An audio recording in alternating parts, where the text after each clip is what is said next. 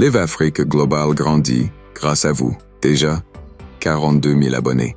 Merci pour votre soutien et vos partages. Likez, abonnez-vous et activez la cloche pour toucher encore plus de monde avec nos infos. Partagez autour de vous et aidons notre chaîne à grandir. Joseph, bonsoir. Il est 1h33 à ma montre en Allemagne. Depuis hier, on a 1 heure de plus encore parce que nous sommes en pleine heure d'été, bien que nous soyons encore en plein printemps. Et s'il est 1h33 ici, tu fais alors -6 et tu as l'heure que la Floride vit actuellement. Joseph, je t'ai écouté et j'ai écouté ce garçon qui dit qu'il va te gifler et que la sagesse ne signifiait pas la vieillesse. Comme pour dire que les idiots aussi vieillissent. Si on veut reprendre ici la phrase de Thomas Sankara. Joseph, c'est une génération que tu as devant toi comme ça.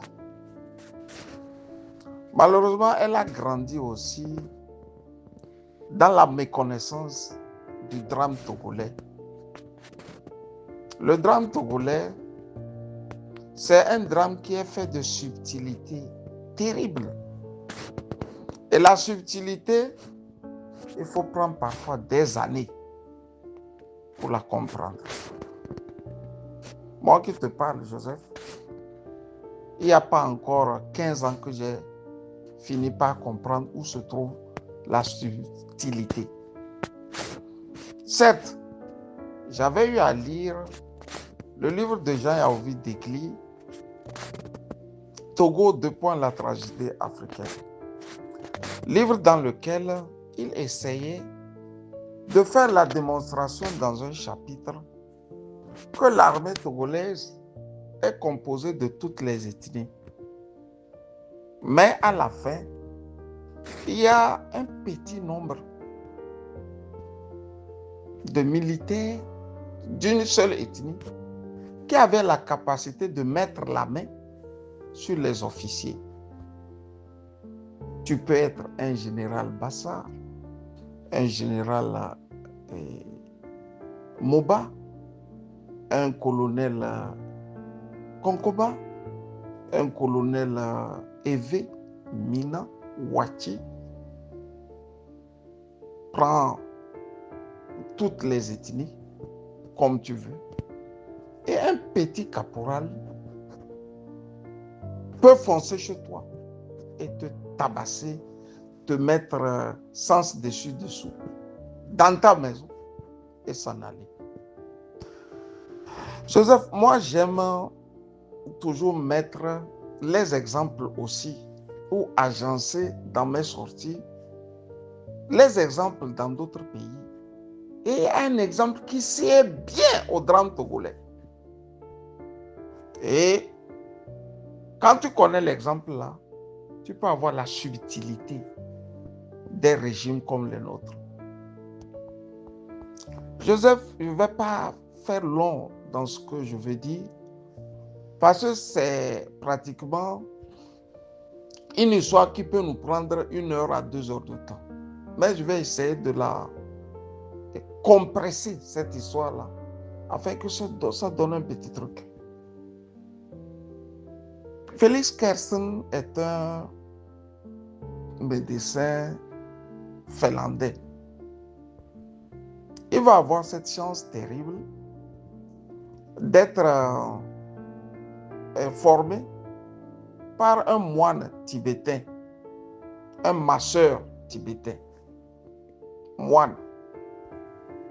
Mais à un moment, le moine va vouloir rentrer chez lui, en Chine. Il laisse à Félix Kersten le cabinet de massage. Félix Kersten masse si bien que on dit de lui qu'il a les doigts en or. C'est ainsi que les dignitaires nazis vont apprendre de lui. Et surtout, un de ces dignitaires va faire de lui son médecin personnel. Et c'est le géant Himmler, le patron de la SS. Je dis le patron de la SS, c'est-à-dire le patron de l'armée qui était dans l'armée, avec plus de 600 000 hommes. On va faire de Félix Kersten son médecin personnel. Pour faire court, quand Félix vient pour masser son patron, c'est-à-dire masser Himmler, il y a tout autour, en bas de Himmler, des petits officiers. Un moment viendra où les petits officiers là vont s'en prendre à Félix Kersten. C'est-à-dire, selon les petits officiers là, il vient pas pour soigner leur patron, mais il vient pour conspirer contre le peuple allemand. Sinon, il n'allait pas faire les va-et-vient comme ça. De justesse, je dis de justesse, ils ont failli l'enlever et le faire disparaître. Ils ont failli l'enlever et le faire disparaître. Je donne cet exemple pour te dire que... Mais Himmler, c'était l'homme le plus craint en Allemagne. C'est par lui on a pratiquement comment l'arien doit être. Un arien, c'est l'homme aux yeux bleus, l'homme qui a une grande taille. C'est pour ça que vous allez remarquer sur les SS, il n'y a pas de petits cours. Il n'y a pas un soldat court dedans. Quand tu es court, tu n'es pas un arien. Mais avec tout ce que Himmler était, il y avait en bas de lui les gens qui décidaient. Lesquels gens aussi avaient les patrons en haut. Ce qui veut dire que toute la force de Himmler, c'était que du vent. La vraie force là venait directement de Hitler lui-même. C'est ce qu'au Togo, les gens ne veulent pas comprendre.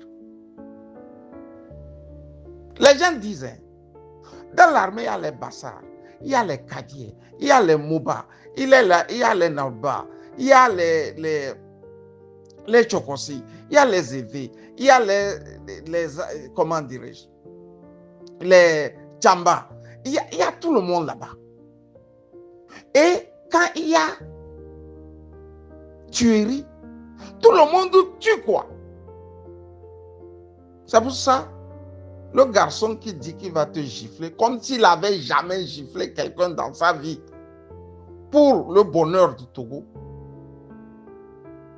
dit que Yark était dans les rues et tuait. Mais 2017 n'est pas loin. Nous avons vu comment Yark bégayait. Il donnait des ordres. Et il bégayait. Des fois, tu le vois dépasser. Tu vois que ce Yark-là, sincèrement, il est mal dans son rôle. Mais il doit obéir. C'est pour ça, les Kabyles se targuent de vous dire toujours que ce ne sont pas tous. C'est tous qui sont dedans. C'est vrai. Comment on peut dire que ce sont tous les Allemands qui ont été des génocidaires contre les Juifs? Ce n'est pas tous les Allemands qui l'ont été. Ce n'est pas possible. La plupart des Allemands ont caché les Juifs. Pourquoi on ne leur mette pas la main dessus afin de les tuer? Mais aujourd'hui, on dit, bon, c'est les Allemands, c'est un peuple nazi. Tu vois la subtilité. C'est-à-dire, on donne l'apparence que le Bassar est en train de tuer, le Moba est en train de tuer, le Lévé est en train de tuer, le Tchokossi est en train de tuer. Ce qui veut dire que tout le monde est en train de tuer. Mais personne ne cherche à savoir d'où vient l'ordre de tuer. On fait de savoir d'où vient l'ordre de tuer. Je suis sorti ici, je ne sais plus combien de fois, vous dire que quand Tipi a lancé ou avait lancé sa révolution, Joseph, le lendemain, il y a ce qu'on a appelé les réunions pour contrer la révolution de Tipi. La vraie réunion qui s'était faite et dont les preuves sont là, c'est la réunion des Ingrid Awade, des Bitenewe, des Sogoyu Kegewe et consorts. Tous Kabiens qui se retrouvent pour voir comment contrer la révolution de Tipi. On a donné les exemples là. On a même dit qu'il y avait une liste que les jeunes Kabiens doivent aller remplir. Quand tu rentres à la réunion, tu vas à cette réunion, tu écris ton nom quand tu ressors. Mais c'est rapporté par les jeunes Kabiens même qui trouvaient ça dangereux. Ils trouvaient ça dangereux, ce que les faucons sont en train de faire. La suite de ça, on a vu les miliciens là qui ont tué jusqu'à tuer ce jeune-là à Bafilo, dont je ne cesse de donner l'exemple. Il a été soupçonné d'être un partisan du PNP. Ils sont venus pour les tuer, ils ont fui en masse. Mais comme lui, il a une femme enceinte, il a volé de sa cachette un petit temps pour revenir afin de voir sa femme enceinte. Il a été trahi. Les Kabyens sont descendus de Kara et ils ont pris des briques. Ils l'ont tué par les briques en lui cassant la tête. C'est factuel. D'ailleurs, son enterrement était un mélange de vengeance, un mélange de rage et de tout. Mais bon, en pays Kotokoli de Bafilo, en pays Thème de Bafilo, on a calmé les ardeurs. Et puis bon, ils ont enterré leur enfant. Ce que je dis est factuel. Ils ne peuvent pas nier ça. C'est factuel, ça là, un exemple comme ça. Mais quand ce garçon te dit que c'est tout le monde qui tue, non, ce n'est pas tout le monde qui tue. Tout le monde tient l'arme, mais la décision de donner le coup fatal vient de quelque part. C'est ça le problème au Togo. C'est là réside la subtilité. C'est pour ça que j'ai donné le problème et j'ai donné l'exemple des dignitaires nazis. Himmler, Göring, prenez tous les grands dignitaires nazis. C'était des Allemands. Hitler était un Autrichien. Mais vous ne voyez pas que la décision finale venait directement du Führer.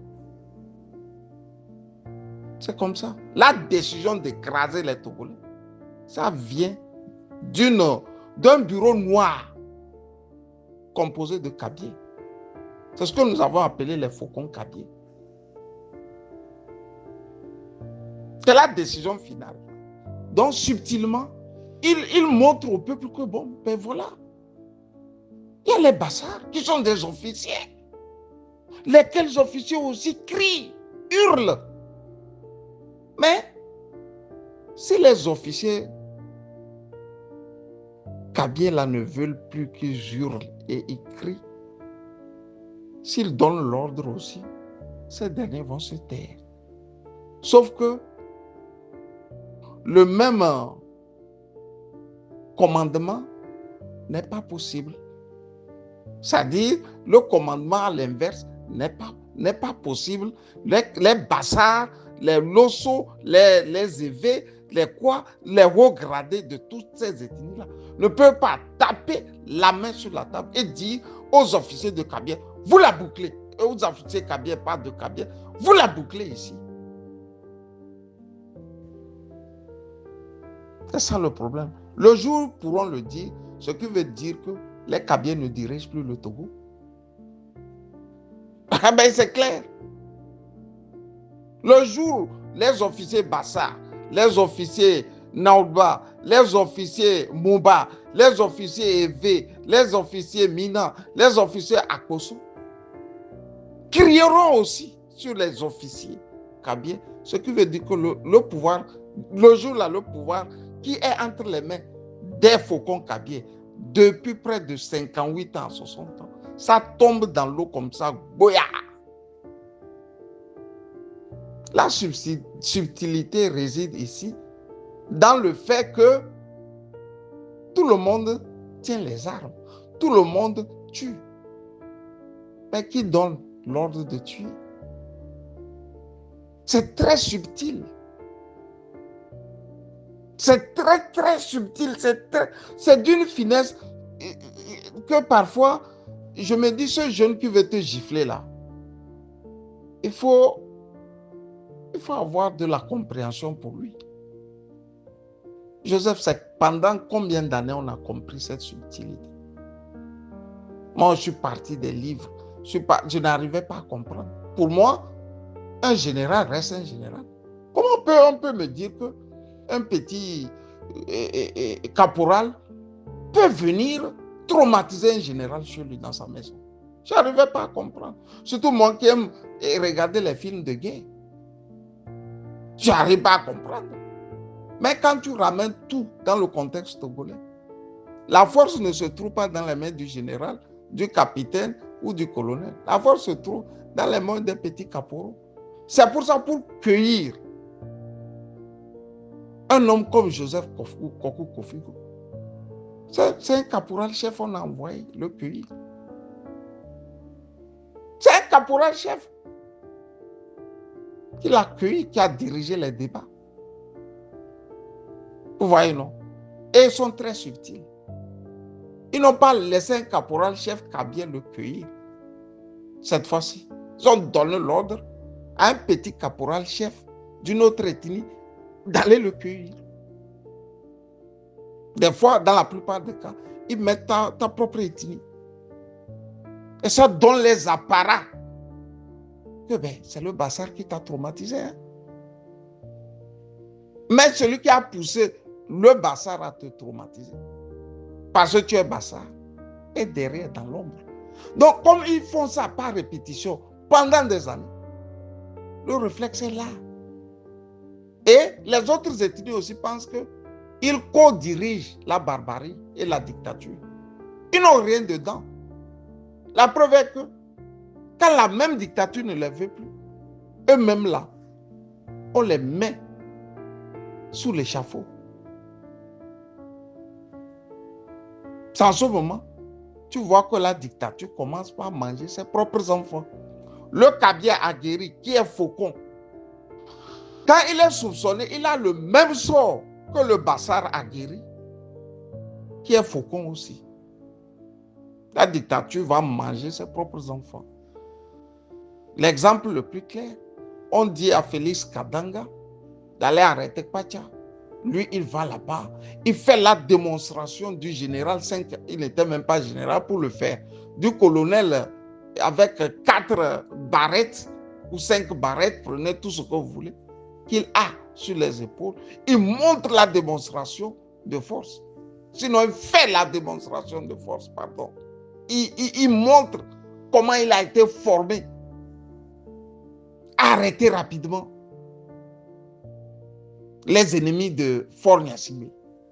Quand il a fini de faire tout ceci, quand ils ont ensemble arrêté Kwacha, quand il a fini de dire devant le monde entier au juge Péché Libia de condamner Kwacha Gnassingbé, lui-même, à son tour, on le prend, on le jette en prison. Mais dans des conditions les plus pénibles, humiliantes. C'est très difficile pour que les jeunes qui t'attaquent, pas même les jeunes, les vieux cabiers qui t'attaquent aussi, s'en prennent à toi. Parce que c'est l'ignorance même de ce qui se passe au Togo.